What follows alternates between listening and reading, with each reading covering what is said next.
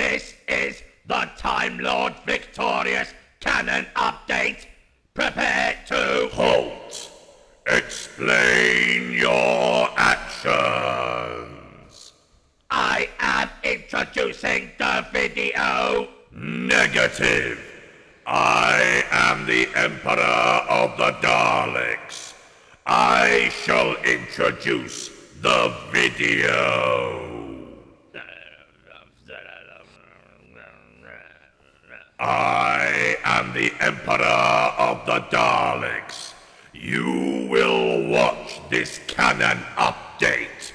You will learn the glorious Dalek Restoration Empire, and maybe also something about an Ood and a T-shirt. Obey! Obey!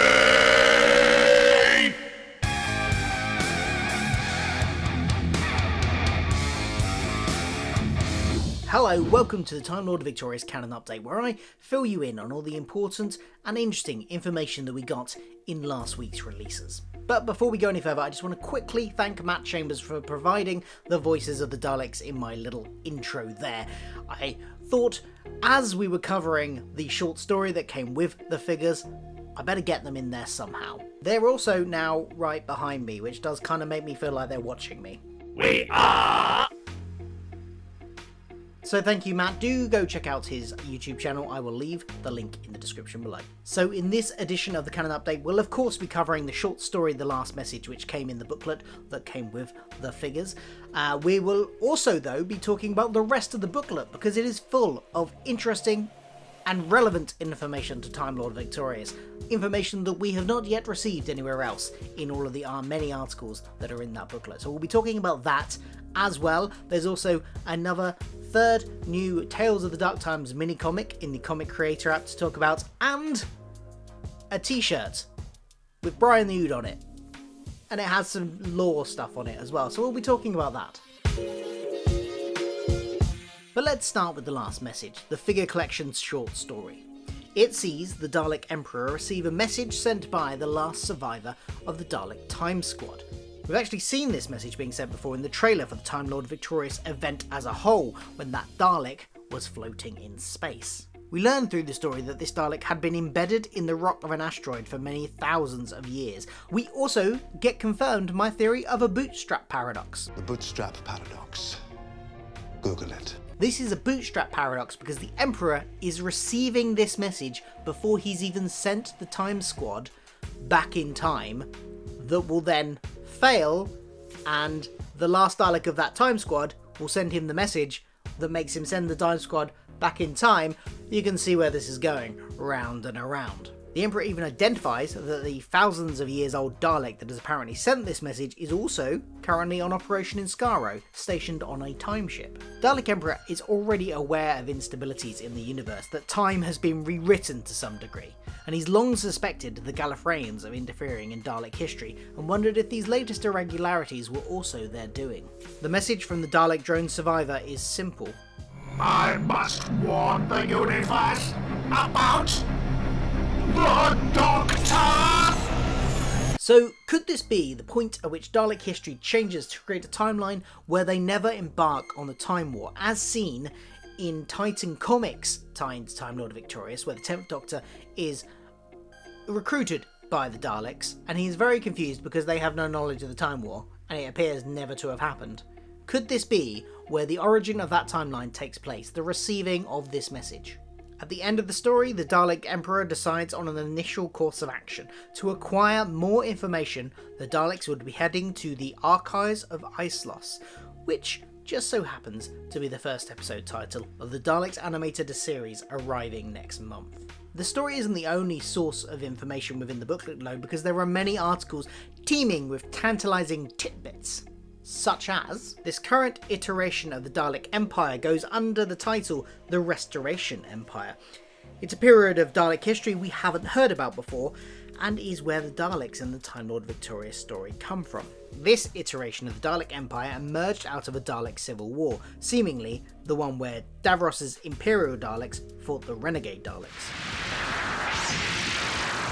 This emperor that emerged in this time had previously been a member of the Supreme Council, but murdered the other Supreme Daleks and appointed itself emperor. It then specifically programmed its Dalek drones to be fiercely loyal to the emperor and extra aggressive. The gold casing he had built was to reflect an earlier era of Dalek history when they were united. So that means this Dalek Emperor is not the same one that we saw in the TV21 comics back in the 60s, just one that kind of likes to emulate that one's style. Now, as Skaro had been destroyed due to the events in the TV story Remembrance of the Dalek, the new Emperor simply rebuilt it. This Dalek Empire restarted wars with old enemies such as the Mechanoids. The Emperor had expansionist plans, with a long-term plan being to eventually take on the Time Lords. This appears to be the empire that, in a non-destructive timeline, would go on to start the Time War against the Gallifreyans. The organisation of the empire is interesting too, and kind of saw an effective flattening of the management structure. Most Daleks were now drones, with a lot fewer specialisms such as scientists. Previous special weapons Daleks were given new casings and designations as Dalek Executioners. We know that at least one of these Dalek Executioners is sent back with the Time Squad. Lots of basic drones were kept in reserve, hidden throughout the galaxy, ready to be called to action, such as some on a forgotten human colony world in the 5th galaxy. As well as extra aggression, the new drones were also programmed with a fierce determination to fulfill their orders. They were also given new, stronger casings. Based on the images, these are the first of the more tank-like designs seen in later Time War, but in more classic colours. We learn through the articles that the Time Squad sent to the Dark Times had 2 missions: to correct whatever interference with history had occurred, but also to explore the possibility of wiping out Gallifrey before Time Lords could even establish themselves. Of the Dalek survivor of this squad that sent the message, we're told it fell through the vortex and then spent millennia rebuilding itself, repeatedly trying to contact the Empire before eventually finding itself aboard the starship Future and the events of the escape room A Dalek Awakens, where it uses this ship's systems to boost its message. Following on from the last message, the booklet gives us a hint of what might happen when the Daleks reach the archives of Islos, and perhaps a preview of events we'll be seeing in the Dalek animated series, as we're told that the Archivians of Islos release a deadly entity from another dimension and that the Daleks ally with the Mechanoids to defeat it. Turns out, this entity is the Hond, a creature from the Dark Times. Yep, we're really starting to see linking threads between these entries now. The Hond are the reason the Daleks seek the 10th Doctor's help in the Titan comic Time Lord Victorious tie-in Defender of the Daleks, and the 10th Doctor, as we have already discussed in previous canon updates, did indeed help defeat them.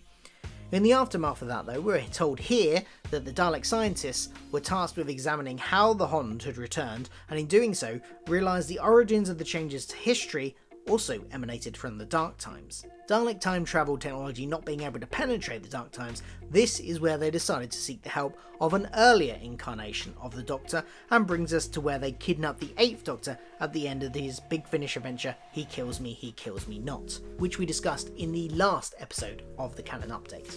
Finally, we learn the Dalek Emperor knew his Time Squad would be defeated, because he had the message from the last survivor. You know, bootstrap paradox. But that didn't mean that they couldn't also complete their objective to either restore time or use the destruction to the Daleks' advantage.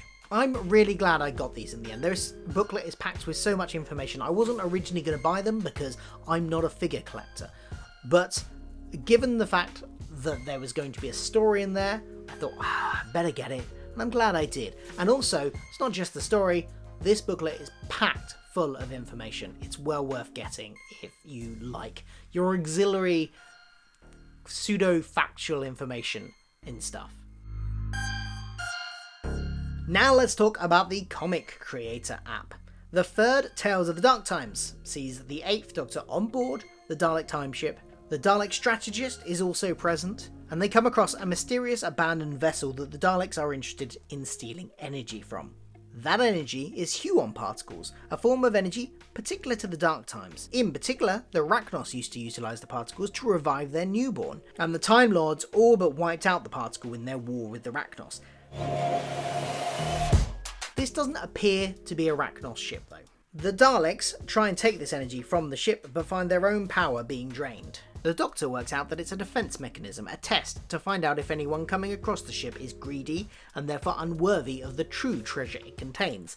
That treasure being the full record of knowledge of a race that was already ancient in the Dark Times and that had unfortunately already been wiped out by the Keturah. The Daleks leave empty-handed as they realise they have to stop trying to drain the energy in order to save themselves. As the 8th Doctor is in this, we know it takes place in the time after He Kills Me Not for the 8th Doctor, and possibly after his next audio, The Enemy of My Enemy, although we haven't heard that yet, so we'll see when that one comes out. Interestingly, James Goss, who is the overall creative producer on the Time Lord Victorious event, revealed on Twitter that all these Tales of the Dark Times mini-comics take place during an interlude within the main events in the forthcoming novel All Flesh is Grass, and that they take place after the Battle of Mordella, which we will presumably, given how the last book ended, see at the beginning of this new book.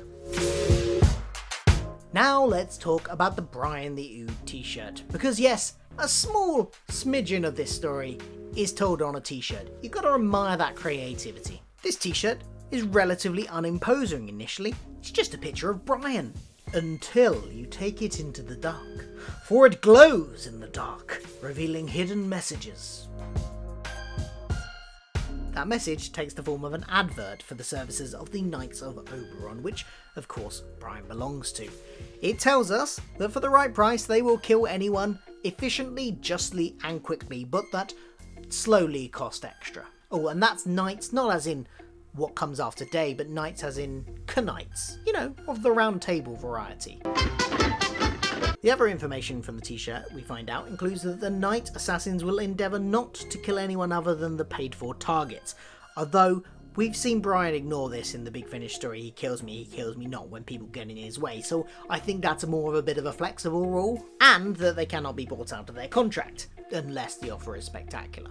They're really flexible with these rules, aren't they? Presumably, Brian thought the offer of the Doctor makes him to abandon the contract on Felicity and Sophie in He Kills Me Not was spectacular.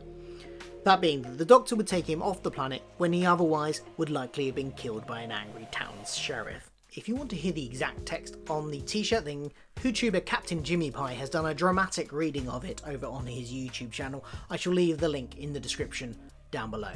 And that's it for another Time Lord Victorious canon update. I don't believe there's anything out next week, so there'll be a little bit of a gap for the next edition of this canon update. Couple of weeks maybe.